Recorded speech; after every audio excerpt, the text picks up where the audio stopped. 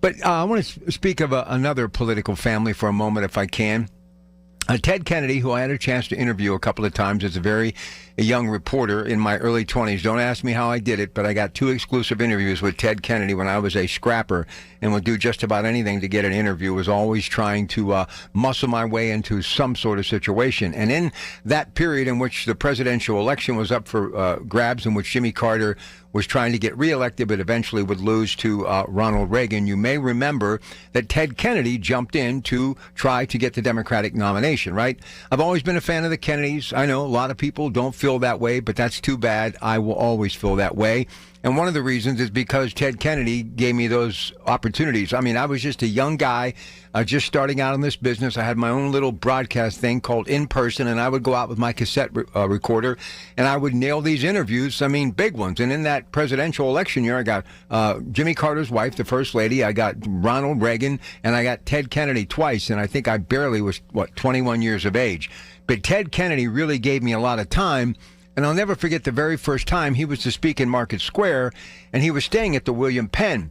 And I remember going to that room, Secret Service took me, and this all happened because of Congressman Gene Atkinson, who was a dear friend, a Beaver County native, who really gave me these opportunities. So I will always be indebted to him for those opportunities, which really kind of jump-started my career.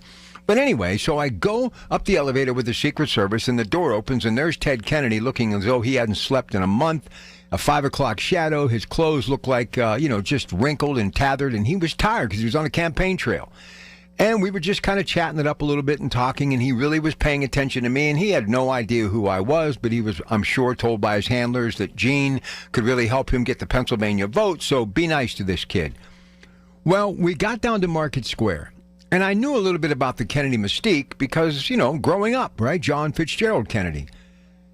But this guy, when he stood up at that podium and he began to speak, it was like the voice of God. I have never heard anything like it in my life. And to this day, it's probably one of the reasons why I appreciate people who can communicate well. Bill Clinton, Barack Obama, Ronald Reagan was great at it. Donald Trump, as crude as he can be at times, and Crash, the guy has a way of communicating. And when he speaks, people listen. But Ted Kennedy just was really good to me. And then he came back and gave me a command performance. Well, Mr. Kennedy, as most of you know, had his challenges in life, but down deep from everybody that I've ever known said he was a really good guy. And his sons and children are still doing incredible things. His wife, Joan Kennedy, you may remember her, the beautiful Joan Kennedy. They subsequently would end up getting divorced, but she dealt with addiction issues and what have you. And I follow people like Maria Shriver and others on social media because I feel kind of a connection to that family, right? Well, she passed away. And I just wanted to take a little bit of time tonight on the radio to talk about her.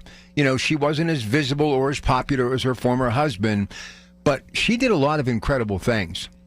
And she put up with a lot of stuff, and I'm sure that the Kennedy family would be the first to admit, as all families have their trials and tribulations, including me.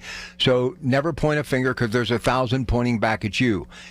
But she did so much to help people talking about addiction and getting it out there when people were not doing it.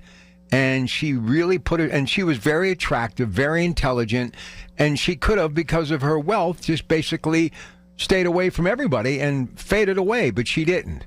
She felt it was a responsibility for her to tell her story.